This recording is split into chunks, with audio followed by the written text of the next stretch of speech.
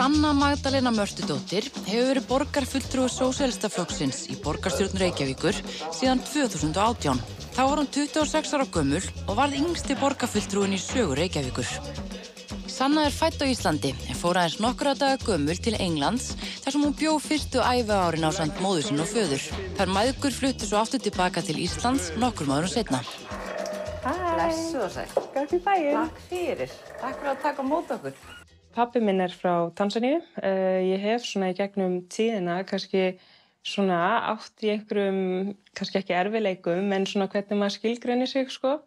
Ég sagði lengi vel að ég væri hálf tansanísk og hálf íslensk, en svo náttúrulega er ég bara heil manneskja og get ekki verið hálf neitt. Þannig að þetta er svona breytilegt eftir því kannski hvar ég er og hver spyr mig og svona hvernig ég upplifi mig einhvern veginn sem Íslendinga blönduðum uppruna. Hvað hefur mótað þig mest í lífinu?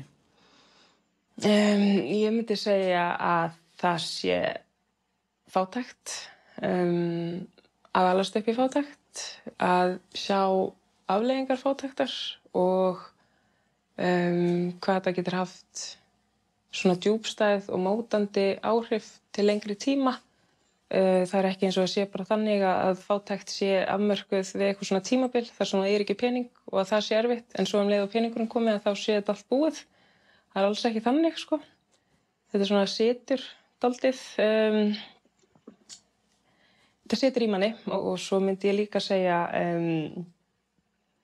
já, svona spurningar uppruna. Ég myndi segja að það sé í öðru sæti. Ertu í miklu sambandi við pabba þinn? Nei, ég hef ekki verið í samskiptum við hann í alveg einhver ár. Mér minnir að ég hafi lokað á hann árið 2015. Ég svona hef reynt að fara reglulega til Englands til að hitta fjölskylduna og þetta var í kjölfar mjög erfiðra samskipta þar sem að ég ákvað að loka á hann og svona standa með sjálfur mér. Svona í gegnum tíðina það hefði þetta verið svona upp og niður og já, það var bara í kjölfar krefjandi samskipta. Ég bara hugsaði ég get ekki verið að standa í einhverju svona, sko. Fjölskyldur eru alls konar og það er ekki eins og, þú veist, manni vanti eitthvað ef að það er ekki ef að hitt foreldri er ekki inn í myndinni, þannig ég svona kýs að líta það þannig að ég á öfluga og sterka mömmu.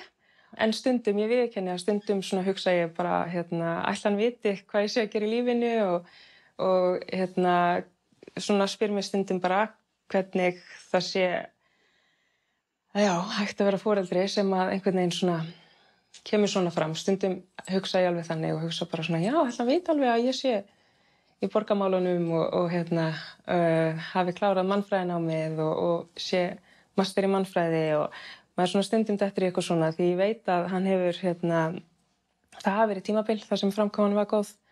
Þannig það er ekki eins og hann hafi verið algjörlega ekki í myndinni. Þannig að stundum svona fæ ég smá svona, já, hugsa hvernig kannski hlutinir hefði getað orðið en það er bara í nokkra sekúndur. Hvað gerur þegar þú ert ekki í vinnunni? Hvað finnst þér skemmtilegt að gera? Sko, mér finnst skemmtilegt að fara út að hlaupa. Ég veit ekki af hverju, af því það er mjög erfitt. Það er erfitt að koma sér út að hlaupa og það er bara erfitt að hlaupa og vera móð, en það er eitthvað svona skemmtilegt við að hlaupa sem gefur mér eitthvað. Já. Að ná einhvern veginn þeim áfanga, að ná að klára einhverja vegalengd eða fara bara út og mér finnst það svona sigur, bara vel gert og það kemur svo góð svona að maður upplifir góða tilfinningar eftir það, en mér finnst líka mjög skemmtilegt að svona ég hef gamla förðin að mála mig sem einhverja svona persónur úr kvikmyndum eða þáttum eða einhverjum svona teiknimyndafígúrur. Mér finnst það mjög skemmtilegt. Ég hef til dæmis verið lína langsokkur þegar ég var með hár. Þá var svo létt að móta það og ég spreyjaði það appelsínugult og gerði fléttur, freknur og á svona apabangsa sem ég var með og var að leika mér aðeins í því og svo hef ég málað mig sem hafmeyju og svona einhverju svona teiknimyndafígúrur. Mér finnst það mjög skemmtilegt, svona þess að gleyma sér í einhverju svona skapandi förðun. Það getur alveg tekið á að vera svona í framlínu stjórnmáluna, án þess að við ætlum að tala beint um stjórnmál. Þá er oft, umræðan getur verið svolítið hörð og í kommentakerfunum er ýmislegt látið flakka. Lestu kommentin Já. sjálfa þig? Já. Já, ég geri það. Já. Já, það er bara hollt að vita hvað fólki finnst og hvað það er að segja. Og auðvitað nær maður ekki að sjá allt. En ég vil bara endilega sjá sem flest af þessu. Finnst þér þetta ekkert oft vera rætið? Nei, mér finnst bara, eðlilegt að fólk sé með sína skoðun og og við verðum bara að geta tekið því.